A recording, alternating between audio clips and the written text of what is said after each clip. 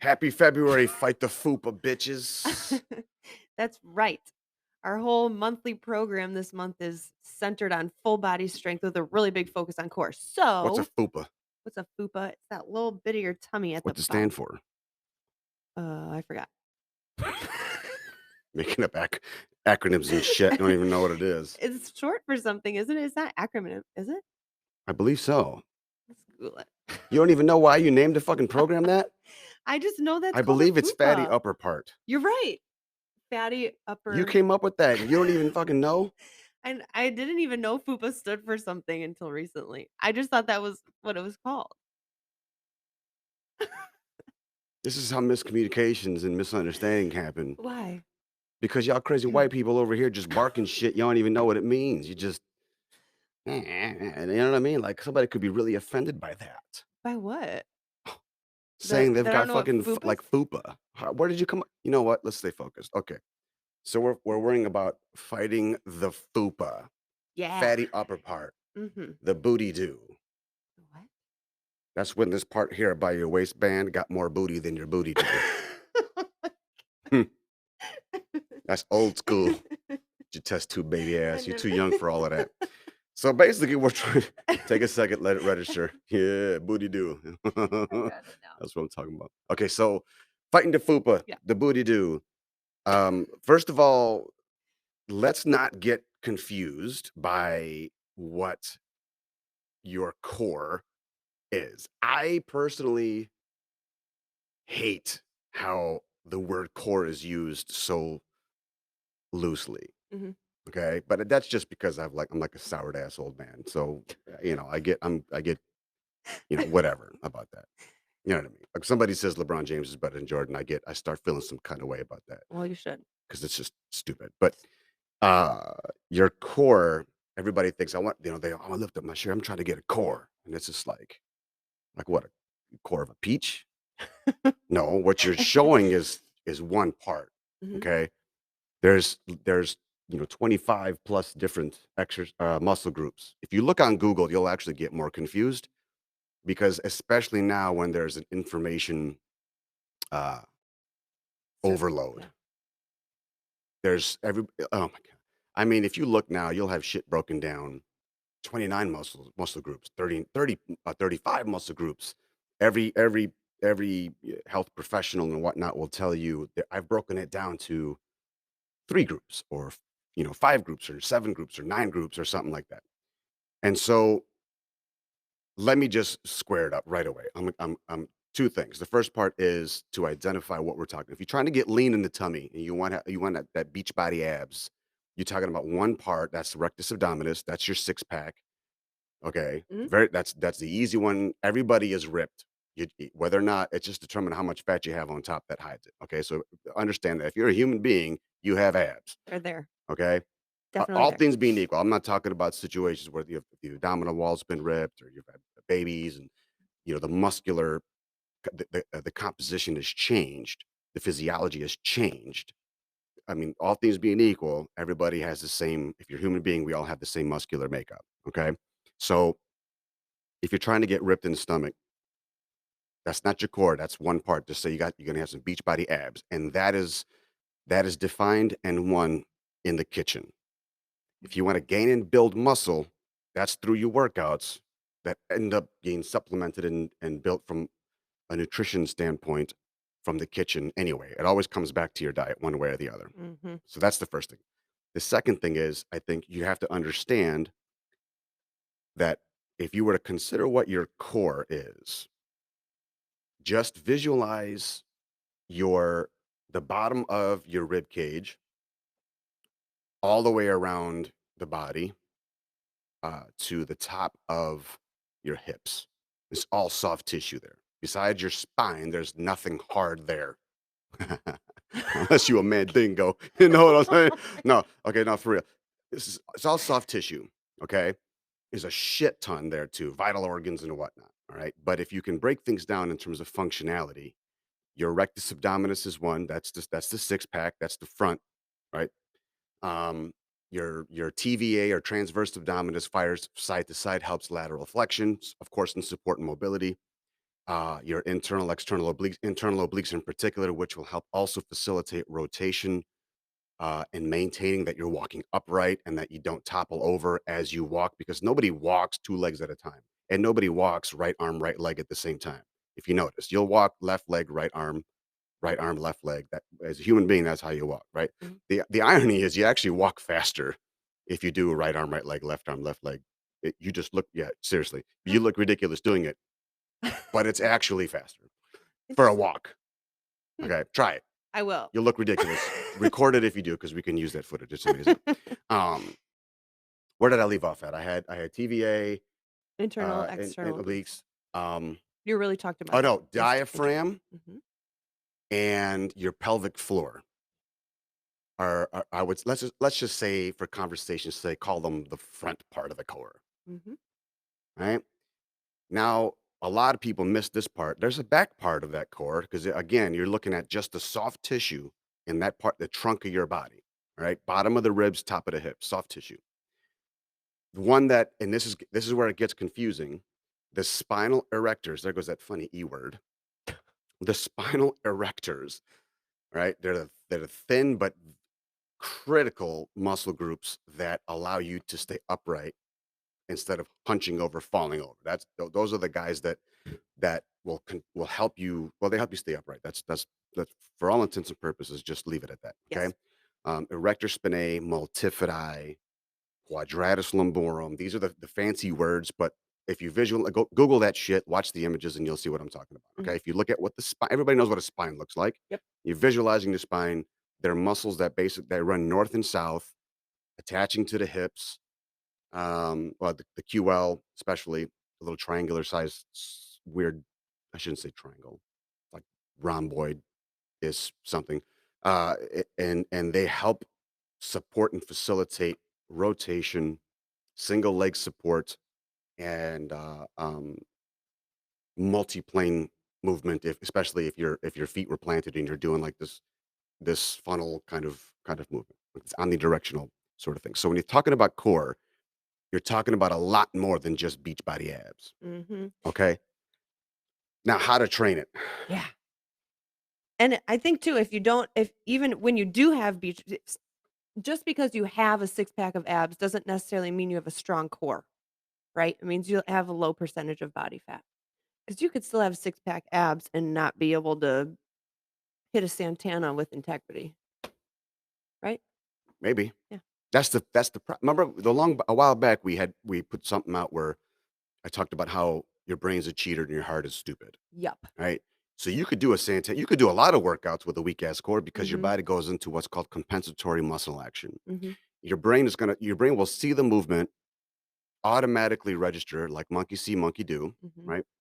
And through trial and error, you'll try to mimic what you saw, that movement. All right. So if a movement is predicated on a certain amount of core control, and let's just say a Santana. If you don't know what a Santana is, it's in a push up position, arm straight out, and you open up one arm like all the way out, so that you're basically in a standing T side plank kind of thing, and then you return back to a push up position. Okay, so you start in a push up position. While down, you'll rotate one arm to where you're like a T All the way up in the air. all the way up in the air, but you don't ever stand up. You're supporting the body weight on one side, Right. with one arm. Okay, so if you can visualize that, sometimes it's done with dumbbells, but let's just say it's not. The amount of core control that has to happen is systematic, and the integration is even more important because everybody considers crunches, leg lifts, even a plank as being I'm going to get a strong core. And a plank you're right on, right? Because it's as an isometric exercise and I'll get back to the isometrics in a second, but as an isometric exercise, that's your best bang for buck in terms of strength and functional integrity. Mhm. Okay? But you can do a Santana by merely muscling through it. If your arms are strong, if your joints are strong, and you breeze through the reps, you can absolutely do it. It'll be ugly as shit, And it probably won't feel good. and it'll be wrong, and you won't be able to do much of them, and you may not even know they're wrong until something gets hurt. Yes. So, you can get by without having a strong core, but sooner or later, it's It'll gonna catch up catch to up you. to you. Right, because having a strong core means that your back is protected, your spine is protected, that you're controlling your hips well, that all of those things are kind of moving in tandem together the right way. And if something is off, that's when those types of injuries occur, right? When you're in a plank and your low back dips, well, now you're crunching your spine in a way that it shouldn't be crunched. Could you hold it for a long time? Maybe, but it won't feel good. And if it feels okay today, it won't feel good next week. Um, Core control is not about aesthetics. Core control is about functionality Absolutely. and vitality, Mhm. okay? There's a reason why bodybuilders are physically able to move the weight that they do because everything and it's not the steroids, even the natties, especially the natties are doing it, right? The bodybuilders are able to move the weight they do because they know how to facilitate mind muscle connectivity, Mhm. right? Which is basically saying, I'm going to concentrate. I know this exercise is for this muscle, and I'm going to dead ass focus on just this muscle. And Mhm. they're able to do that through a proper set of periodization for a very, very long time. And say, well, but Chris, they're super ripped. How many bodybuilders do you see actually do cardio? Fucking zero, Yeah. right? You Mhm. know why they're ripped? Because the way they eat. Because the way they eat is back in the kitchen. Ugh, Okay, so consider that, right? absolutely. Same and those who are strong runners, right? Marathon runners, for example. A lot of especially for ask John, he'll tell you a Mhm. huge part of it is spinal control, Mhm. hip control, hip stability Mhm.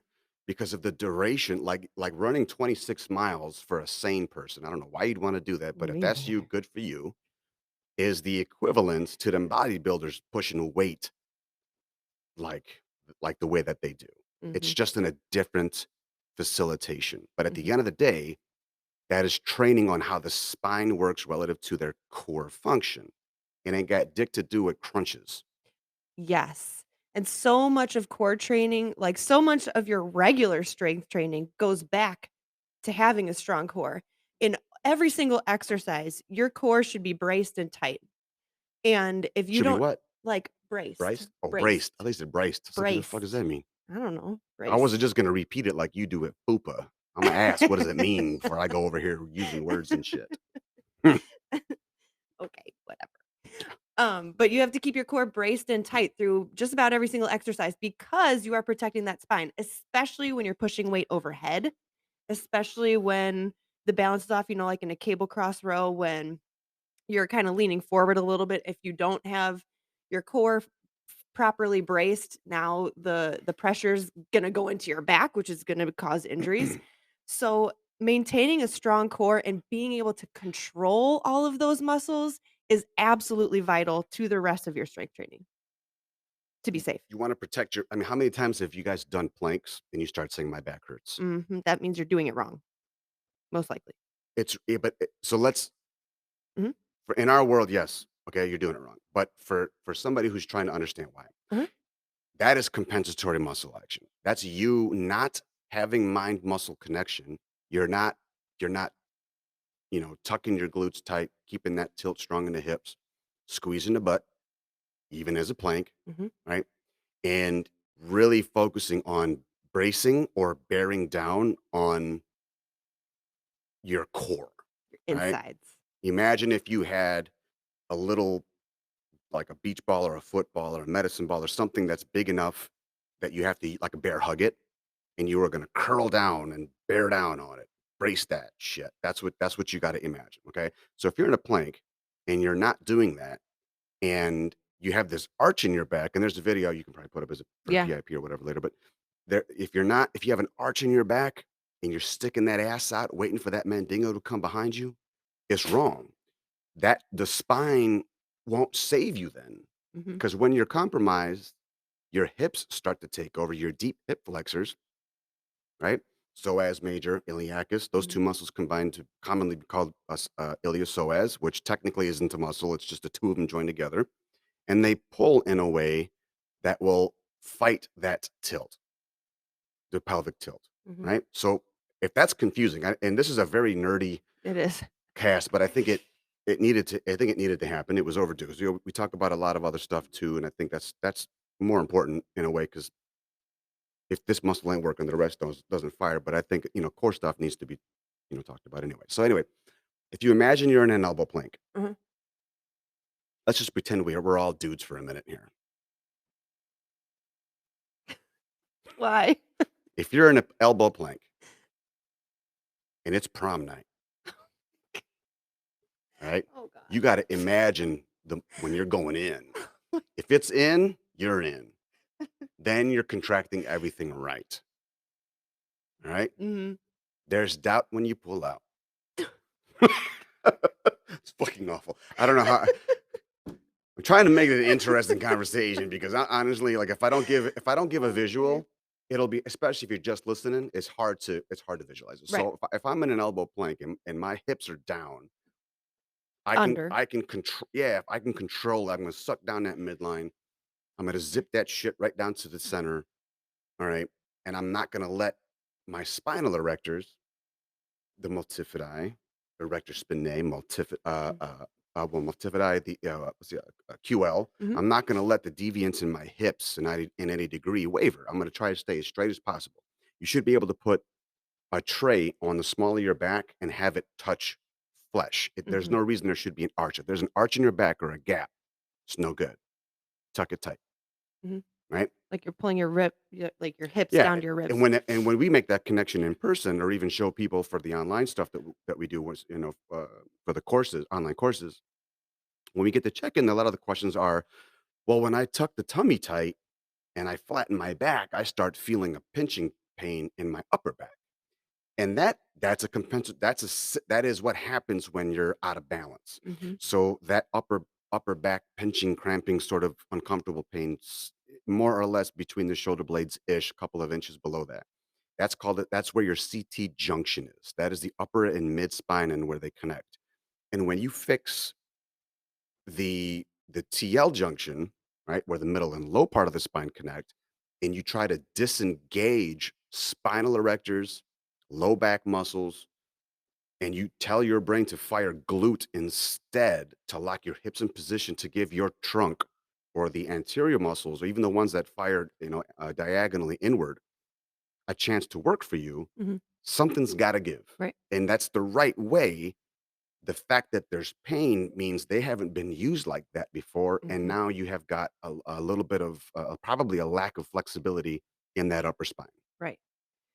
Well, that's why too, when you look at our Fight the FUPA program for this January, the the core stabilization workout has planks and things like that in it, but it's also got single leg curl to press.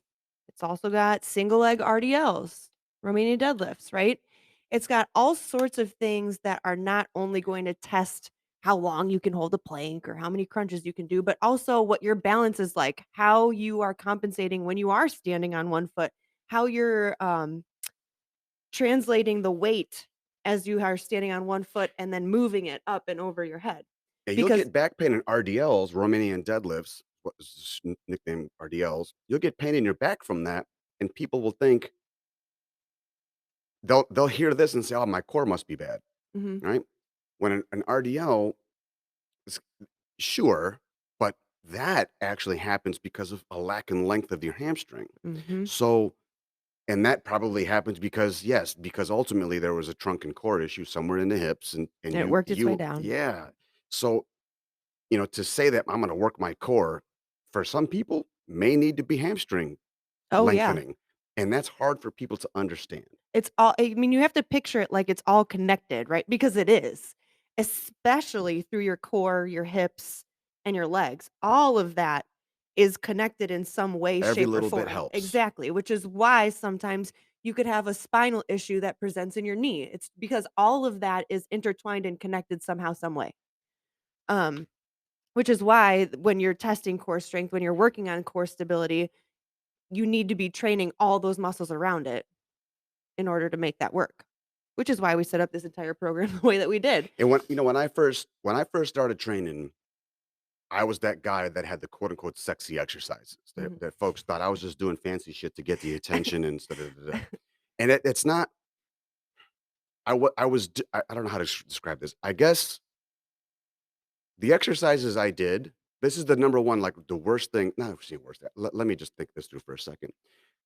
A problem that trainers have when they're first getting going is they do exercises that work for them that they use in their program Mhm. because that's all they know, Right. and that's all they think they know. It's not that, it's more about the confidence behind those moves, especially dudes. When dudes start getting going, training, the first thing they're gonna do, almost always, is what they're comfortable with teaching. You ain't comfortable teaching shit you just learned yourself, even Right. if you know it's fact. Mhm. So instead of doing uh, a unilateral bench press with a plate hanging from one side of the bar, right? So a barbell bench press with a stretchy band holding a plate instead of it being on the actual bar, right? Mhm. Visualize that for a minute, And only right? on one side. Only on one side. Instead of doing that, they're gonna which would facilitate unilateral functionality, and then core and opposition, and Mhm. then ipsilateral glute control. Yep. Instead of instead of going after a trifecta, they'll be uncomfortable as shit even trying to explain that. Mhm. So they'll just do, we're gonna do 4, 6, 10, and then some crunches. Right?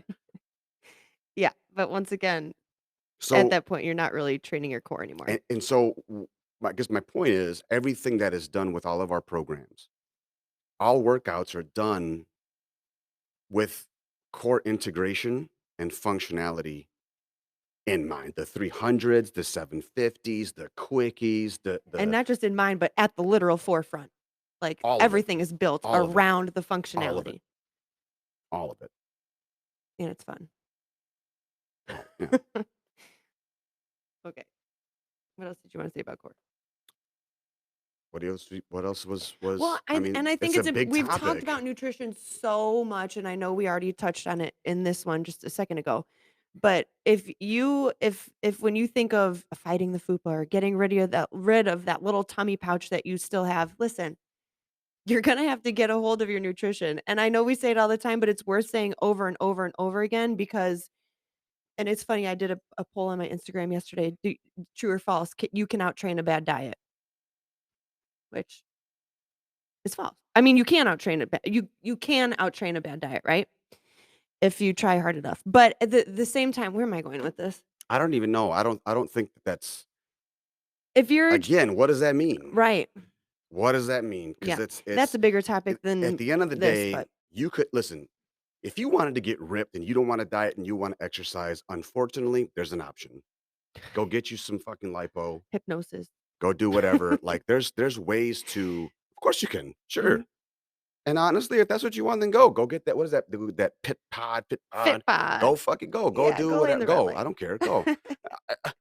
Whatever. Because we're all ripped underneath. The muscularity is, the The muscles muscularity is are the there, same, right. right? So, but if you're yes, diet, your nutrition It will always be the thing that gives you the definition. yep, the Always, leanness. always, always, always. You just gotta ask yourself, what do you want first? Do you want, keto,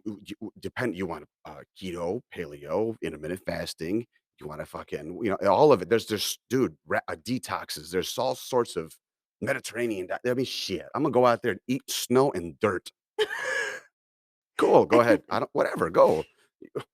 But again, it's just like how the core muscles function, it's Mhm, about integration, mhm, uh, in partnership with the rest of the body, right. right?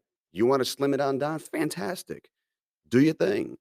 And then, you'll notice you're not gonna have that much strength. At least I guarantee you're not gonna have the strength that you want, Mhm, even if you shed the weight, and you're gonna need it at some point. You're gonna need to get into the gym, or you're gonna need to start doing resistance training, strength training to not only help the metabolic engine, mhm, but to help that facilitation. right. Because old age will kill you. Old age don't give a shit. Mm-mm. Soon enough, we're all gonna be eating dirt, man, Mm. right? I mean, damn. So, if you wanna slim it down, gonna have to eat right. Yep. That's it.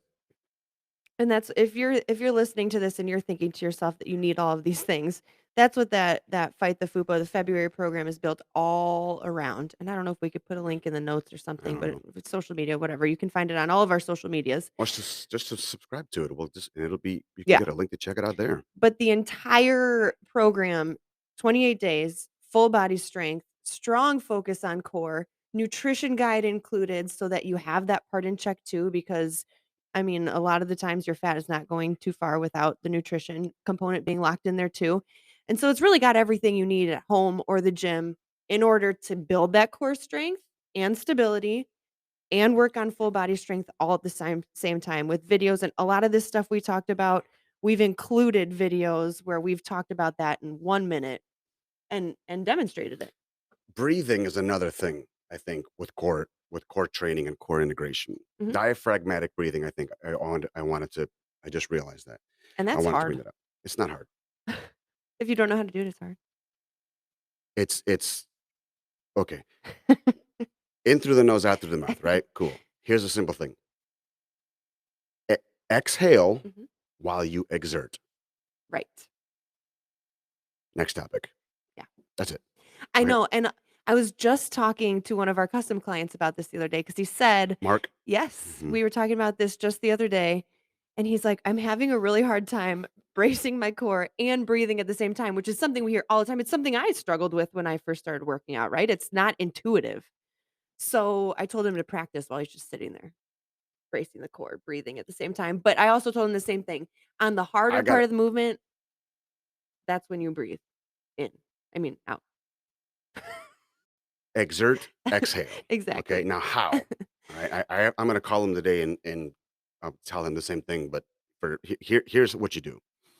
Everybody, if you don't understand what a tempo is or time under tension principle, okay, it's basically like a count to control the tempo of an exercise. All right. If let's just again, let's take a push-up. Mhm, If we're gonna go a 2-1-2 tempo, I'm gonna go 2 counts on the way down, a 1 count hold, and a 2 count on the way up, a 1 count hold, 2 mhm, count on the way down, so on and so on. Right? mhm, If if you're trying to get the rhythm of things and you understand that you're supposed to exhale while you exert, but it's hard to remember and brace and bear down, decide or just tell yourself bearing down is like you're trying to prepare to push a fart out, but you mhm, don't. It's that kind of like, oh, here it comes, mhm. right?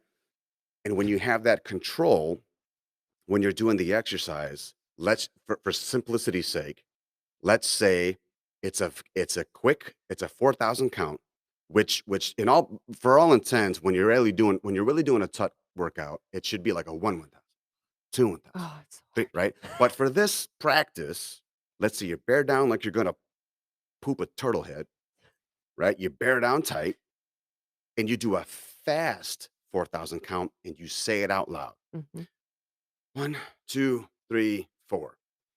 Because to speak it means you're exhaling mhm. and you're doing it with control and you don't gas out. If you just blow hot air out, then you're going to run out of breath, Yep. right? So you can inhale to prepare, breathe in through the tummy. You take that big old breath. Diaphragmatic breathing is when you breathe in big, and instead, if you take a deep breath and your shoulders rise, it's wrong. Take a deep breath and force the tummy out. Mhm, Then you know you're automatically set to bear down. mhm, Take a big breath in, tummy comes out. 1, 2, 3, 4. And as you're saying the words while you're doing it, you're automatically exhaling while bearing down. right. That's the easiest trick I know. That makes a lot of sense. Of course it does. I know, always. And that's a good one right there. Yeah, I think so too. Well, Lots of I think we info. could we could we could talk about the diet and the different types of protein and shit and all that later on. But honestly, if you don't understand, if you haven't gotten a picture yet that it's about the kitchen, That's a problem. it's just gonna it's a you know what I mean. I would Yeah. rather I'll talk about. I think we talk about nutrition and things when we got something that like fact check time. Yep. So Alright. core muscles. It's Check not out just Fight the about FUPA.